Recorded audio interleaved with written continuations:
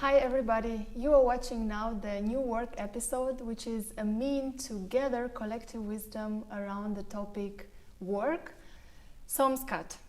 It's a cool idea and beautiful people behind it. I'm so looking forward to know more about you. Tell me what events, what people in your life shaped you as individuals. Okay. Hi, so Hi. I'm Charly. It's hard to really say which or who really was behind shaping the character you are today, but actually it's different milestones you set in your life. So for me, it was always somehow the decision to stay curious and to discover new things. So I moved out after school and went like 600 kilometers away from my parents, and it's nothing really crazy, but I could also have been staying at home and studied textile management. And I think also starting a career in a huge company somehow shapes you. You meet so many people, different CVs in a way, and just talking with people gives you or leads you in a way like to find out what you really want.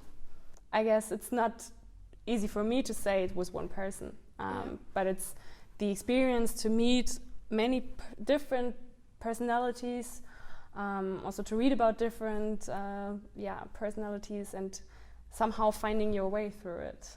Yeah. And where does the passion towards the textile is coming from? What triggered you to choose this? For me, there was somehow always a connection to it, because my grandfather already had an atelier, and my mom was also a textile engineer, and she had a sales store for fabrics in the same house I grew up. So I was somehow always connected to textiles in a way. Wow. And when the question arose, so what do you do after school? I was like, maybe I do something in the direction it feels familiar. Yeah. And I guess that's the reason why I chose to study something in the textile sector, even though it was textile management in the end. And meanwhile, I found my way to business and marketing and some steps ahead, not only focusing on fashion anymore, but it's always enriching to see these things, coming to life. Max, what about you? I think I had a really pretty normal life, so I doesn't expect something like this. But after school, I started to studying business economics and computer science. I thought it would be helpful in the future. So not only economics, but computer science.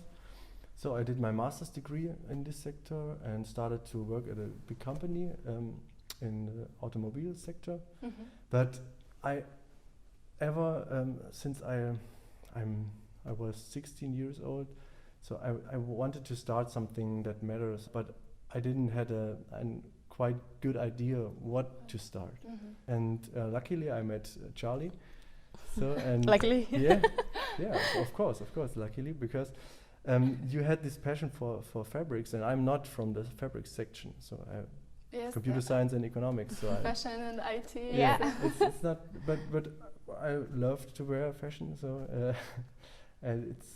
Yeah, and so things come together, and this is how somskat appeared. Yes. Yeah, and especially the will to change habits that have been like this since ever, and nobody questions it. So I think the idea developed towards something that we want to create an impact with. So it's not only about having a startup, or not only to create your own designs or anything. It's not a motivation like such, but more to create something new, to see something developing that was made up in your own mind. Sometimes it feels weird.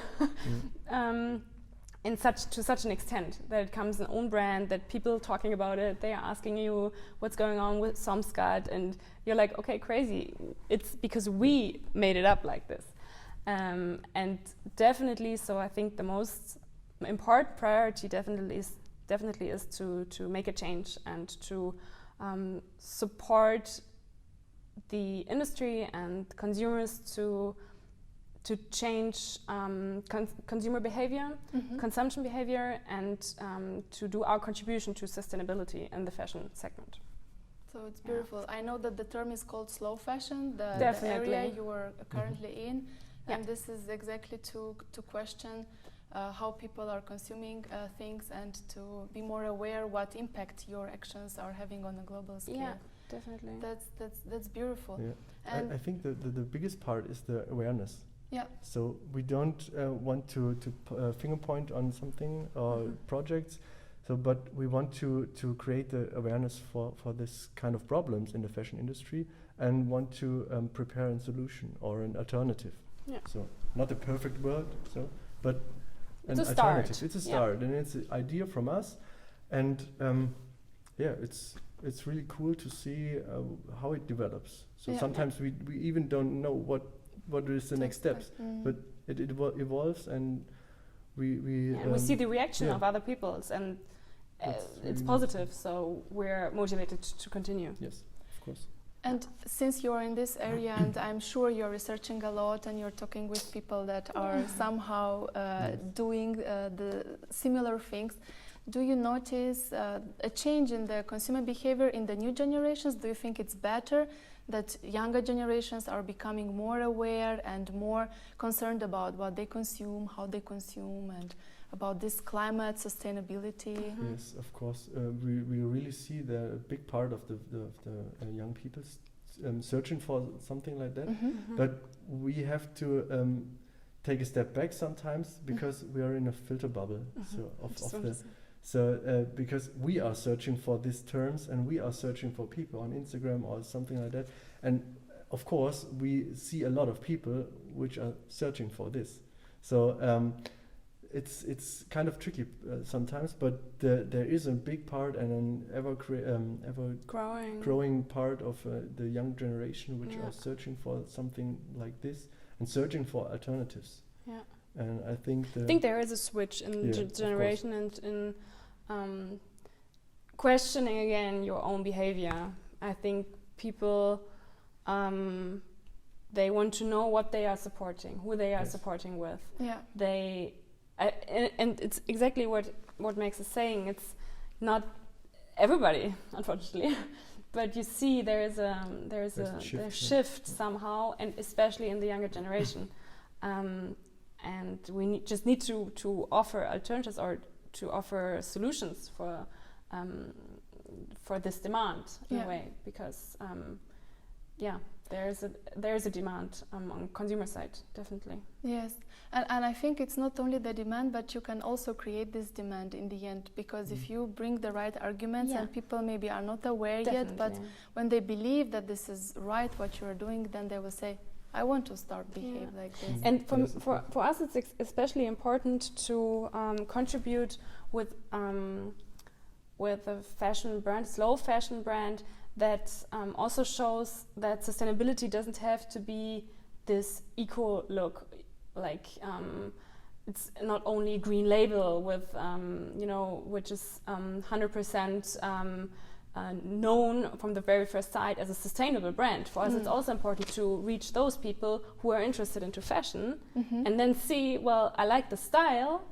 It's sustainably made, even better, and then getting them also into the field to show how it can be. So it's actually two sides of the coin. To reach people who are interested in sustainability, conscious consumption is definitely the main part, but we also want to show that it can look nice. It can be an alternative to your usual consumption or your consumption, because you liked a certain style or a certain fashion and thought you wouldn't find any offer to have it sustainably, but you can. Definitely, This is what I like the most about this idea. And now thinking about as I understand, it's only 2 of you working behind it, and it might be very challenging from time to time, I guess, because it's nobody who is telling you now you do this and this will work. It's a lot of experimentation and self-motivation, right? Yes. Yeah. How do you manage? How do you organize yourself? And it's challenging, definitely, also for us. Because, as you say, nobody tells you to do this and that. It's yourself telling yourself. And at the moment, we are not yet able to do it full time. So we also have to arrange with different topics and see how much time can we afford, or we need to see like what is possible in the limited time we have to achieve. We have to be creative. Creativity. And the complexity is arising every day. It got more complex, and now we have the deadline of the crowdfunding start. So we have to push ourselves to get everything done on point. So it's also weekend times. It's after work times in the evening.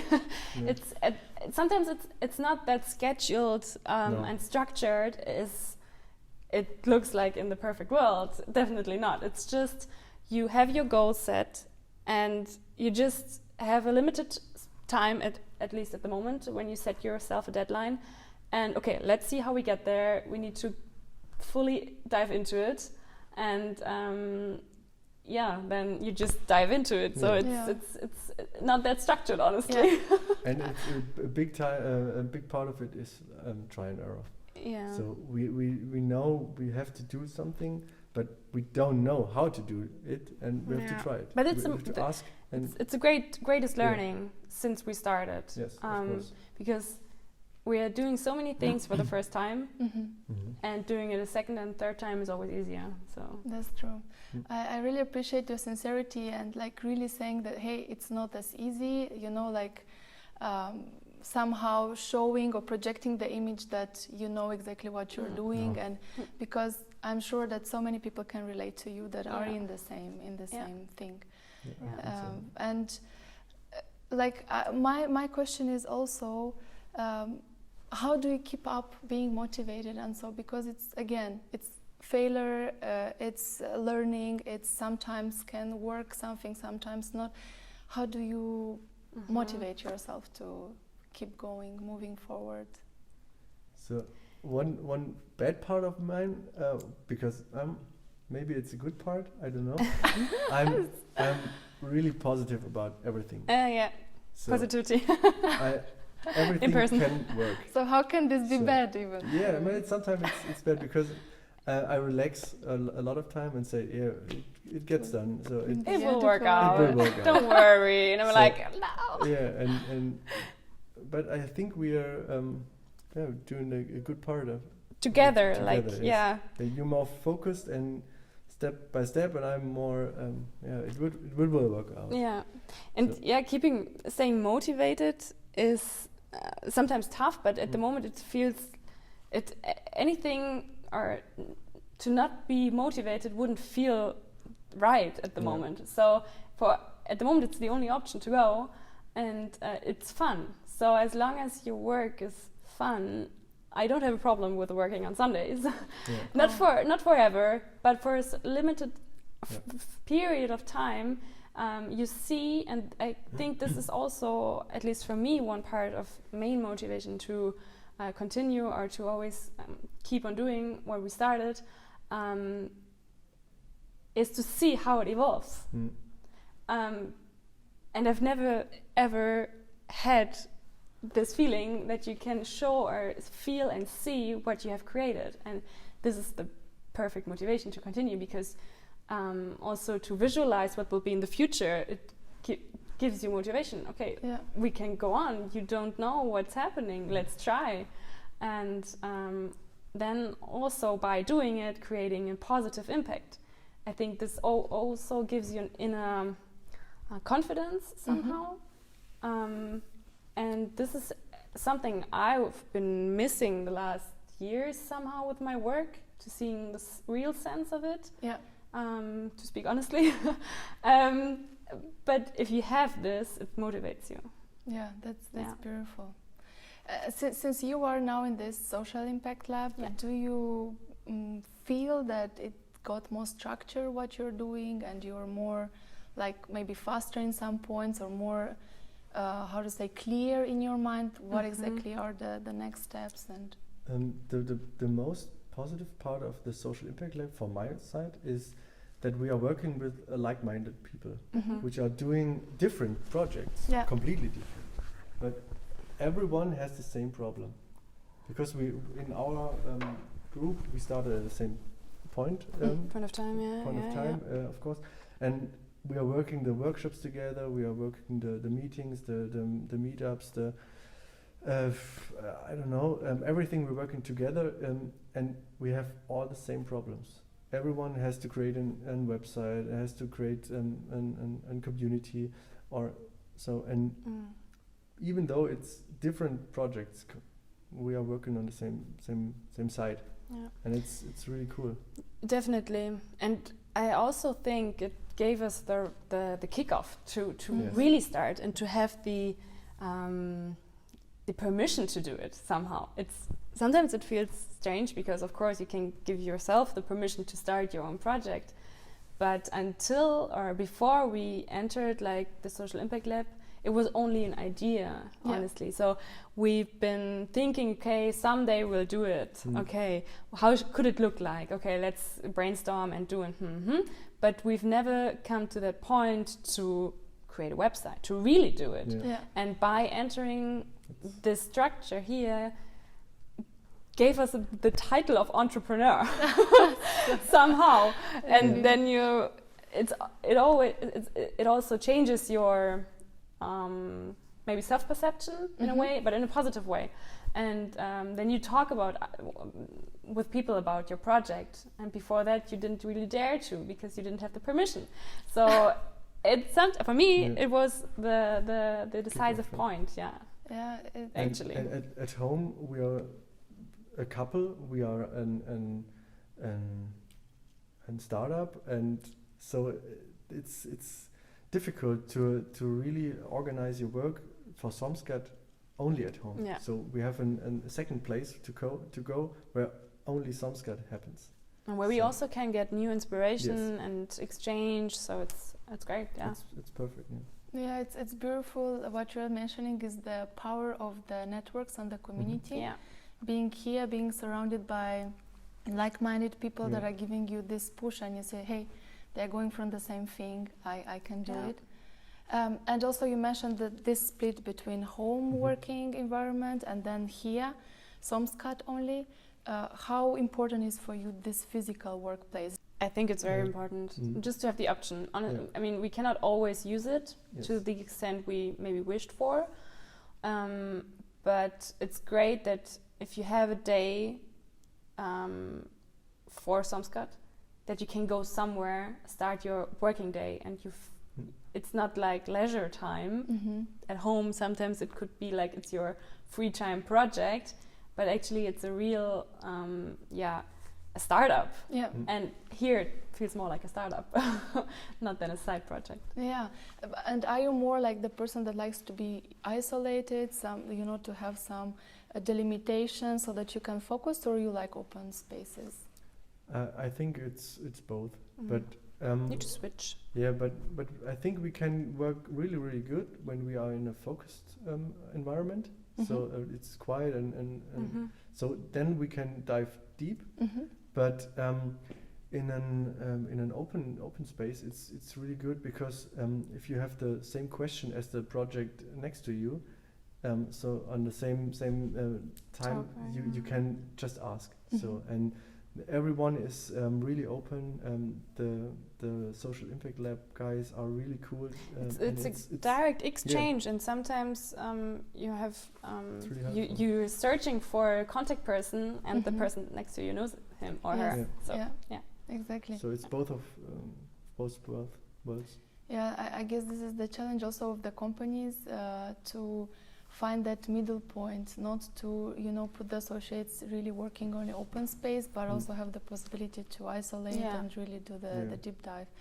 because some companies are really exaggerating on the open space and being cool and innovative and so on, and this affects. I think it also depends on personality and on the task you're doing. So there are so many elements that come into account that decide over your perfect working atmosphere. And I also decide in the morning whether I come here or not, because sometimes you don't feel like, then you don't go. It's a luxury. Yes, It's really good. Yeah, I'm happy that you have these positive feelings towards the Social Impact Lab. What about some practices? How do you keep yourself like your mind clear and your spirit in a good shape?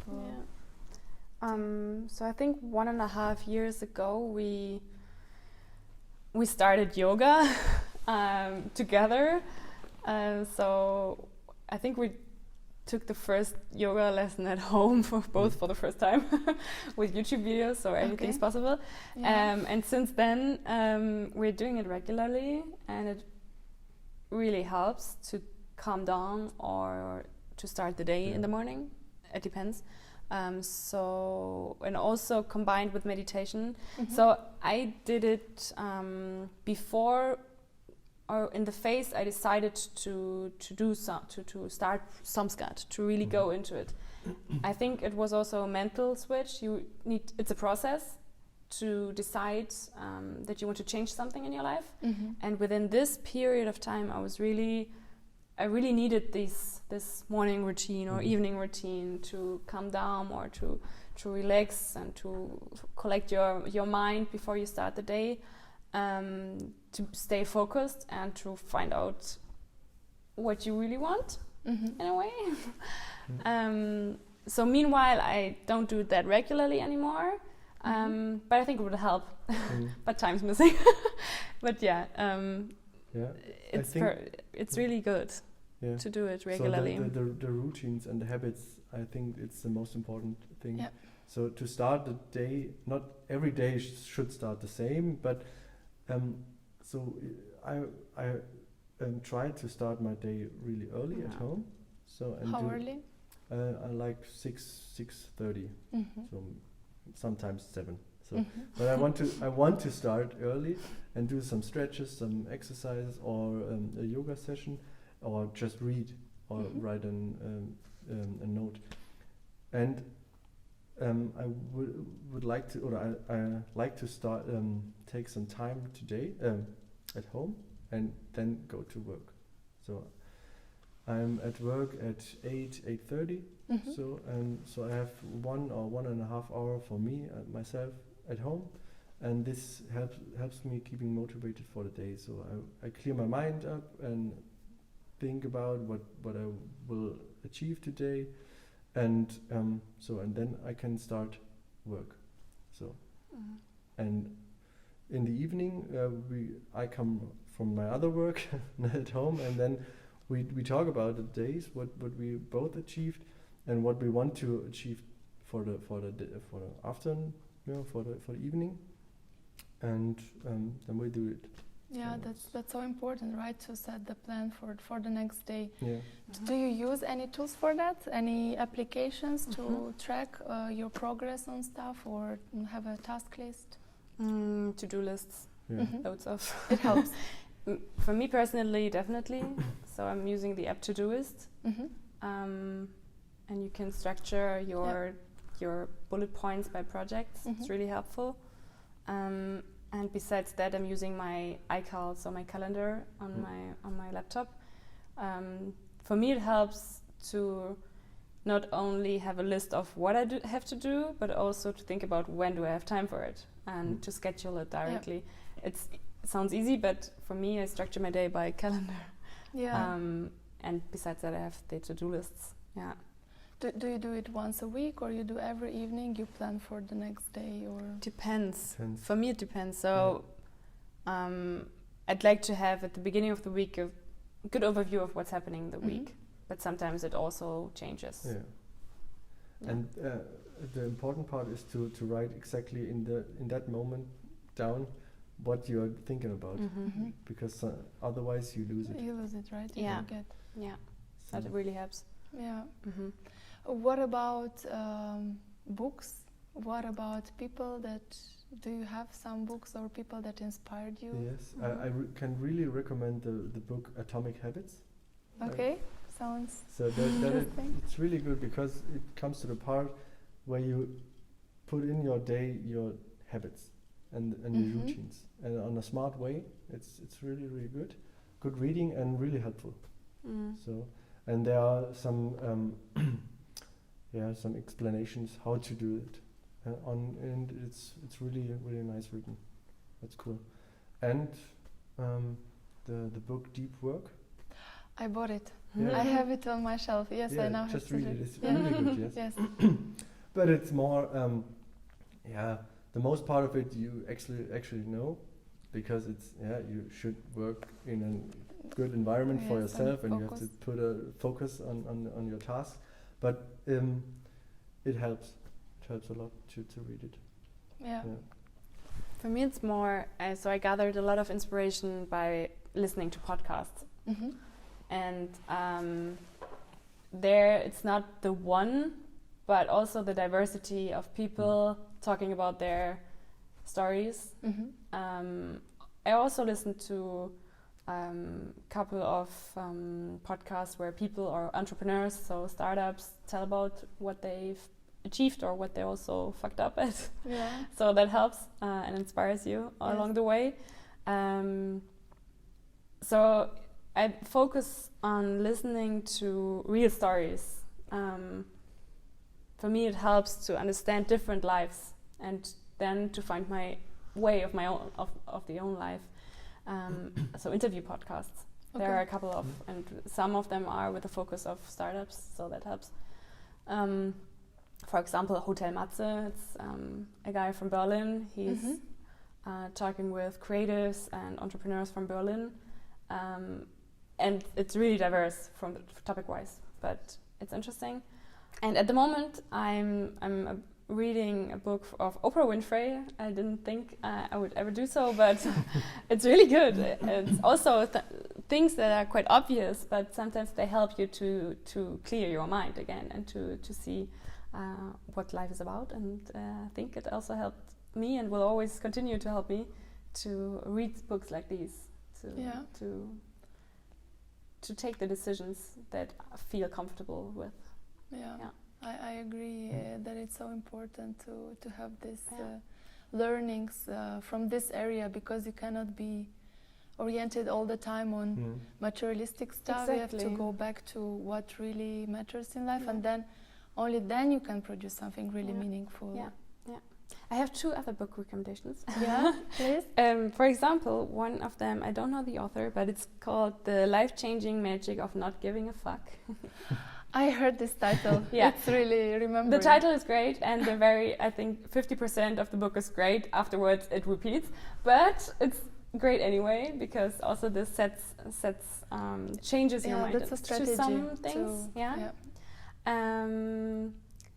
And the other one is also like stories about. It's called Komm, ich erzähl dir eine Geschichte. Come, I tell you a story. Okay. I don't know whether the title is the same in English.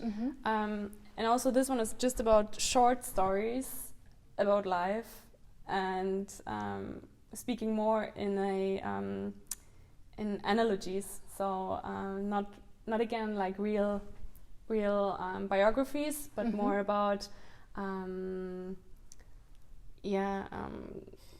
comparable things. It's fiction, but in really short stories. I really like this one. I can really recommend, and then you can recommend. You can relate your own life to some of these situations. Nice. Besides of the books I read, I really use the app Blinkist. Blinkist is nice. You heard of it? It's really, really good because it's an app, and the makers of the app read the books. So and do the short version of it. Right? Summary. And the good part is you can read it on the phone, and you can listen to it. Yeah. So on the ride to the work, in like 15 minutes you heard a book or you read a book. Yeah. So it's really, really good. And I really love about it the diversity, because I don't want to read something in one topic. So I like keep my mind open. So to different parts, if it's psychology or reading minds or I don't know, I really like to keep my mind open. Yeah, that's good. And you can find inspiration where you don't expect. Yes, yeah, exactly. There is actually another website from the States in which it's like this one with the books, but that one is with the news. That you can also get a collection of news that are not impacted by some political preferences, and then you can make an opinion, because like you say, trusting internet or trusting browser you cannot, because then you will get only results based on your history search, and like this you get a non-biased combination or summary of what happens in the world. Do you have any recommendation for the people that are in this startup industry now? Like, what would you say that it's the most important thing to know in order to start or to keep going? So I think it's pretty obvious and you read it everywhere, but I think it's true. Just start. Start somewhere.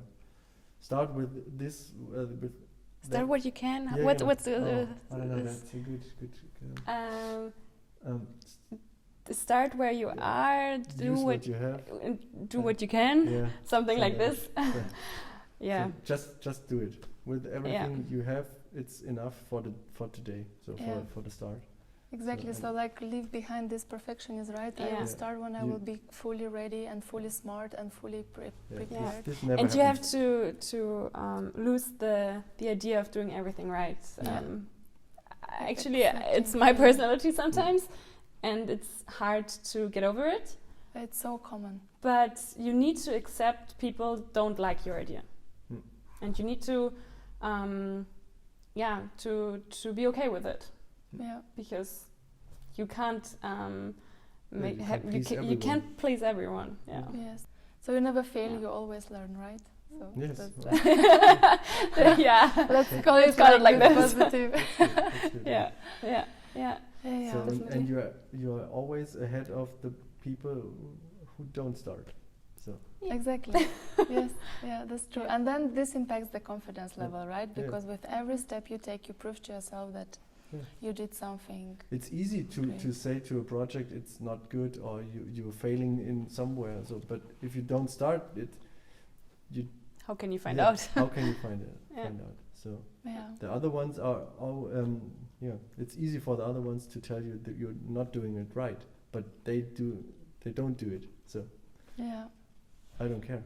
Yeah, I know what you mean. Because we are doing it, and they don't. I would like to ask you now a question that I really, really like, because the answers are very beautiful. What is your idea of a perfect world? Good question. I think the people should be more encouraged to work in every topic or field they want to work and earn a good wage for it. So if I want to work in the public sector, go for it. So, but it has to worth it for you. So, and if you want to work for a big bank and make big money, just do it. So, but the idea of everyone should be working in the highest position is, I think, stupid, because that's not gonna work. So everyone is different, and everyone should work the way everyone wants to. For me, it's also I think we have to relearn empathy in this society. I like that. I think then people would be more confident and happy. Because it's the most important thing is to feel comfortable with what you're doing, and also to be fine and happy with the relationships in between. And I think empathy and showing interest for the other person is way more important for your satisfaction than earning the best salary or anything, or having this and this status. And I think relationships is something that wasn't priority in our society. There is last centuries probably, but yeah. And you said relearn, so that means that in the Maybe, past yeah. we were somehow able to do it. And do you think it lies somehow on the technology that we are isolating ourselves? I think all this? it's the strive for profits and the value system we've created. And it's nothing that comes by only a couple of persons. Of course, it's a society, it's a development. But I think profits and status and power have taken over or have been prioritized in our value systems. And I think this is something that is not good for the human part of us humans. Yeah. Like from one hand side, you're really striving for that, and you think it will make you happy, and you still, even if you have it, you still don't feel happy. Yeah. It's like I heard oftentimes that people say, I achieved this and that, and in the end I wasn't happy at all. So maybe let's think about it earlier before we do or come into this trap. Yeah, it's easy to think about it. So if I achieve that or this position, or so, then I will be happy. So now it's always like the next, not now, but when I do something, then it's great. But I try to live in the moment a little bit more, so and be happy every day. That's I tried at least. So and I think that this gives me the confidence to do such things like somskat. Yeah, but how do you do it with the happiness? Like, what is that you are doing differently? That he's good in it. Yeah, tell me. Yeah, I don't know. I think I don't really think about I have to achieve something to be happy. So it's the mindset, I think. So. But I don't know where I have this mindset. But it's about thinking positive. You always try to. So whenever I say something negative, I get the feedback. No, it's always about positivity. And I think if you're doing it for a continuous period of time, it also reflects you believe what you're saying, and makes you probably a more happy person. That I agree. It works not all the time. No, and we're continuously learning. I mean, we're not perfect. No, we're humans. We're just humans. No, it's okay. We're continuously learning, and we're at the very start. But I think it's always a process. So the entire life is a process. It will not be ready after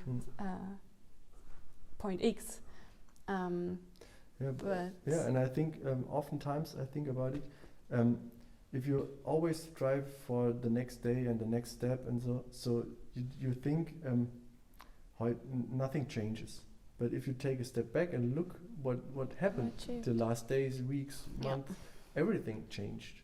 So, and I try to sometimes step back and look what I have and what I'm grateful for, and this helps me keep motivated, because I think, it changed a really, really big amount of my life, changed in the last months. I think thankfulness is something everybody tells you to do so, and sometimes it sounds spiritual, but it's worth it. And what you just mentioned, I tried to, and I started it, I think some month ago, to recap the day by asking yourself several questions. Okay. When I'm lying in my bed, and just what made you laugh today? What are you thankful for? And what also made you laugh? So it's recapping your day, and why was it beautiful, or why did it make you happy? Wow. So it's 3 to 4 questions. I try to ask myself in the evening before you go to bed, because then you sleep with a calm mind.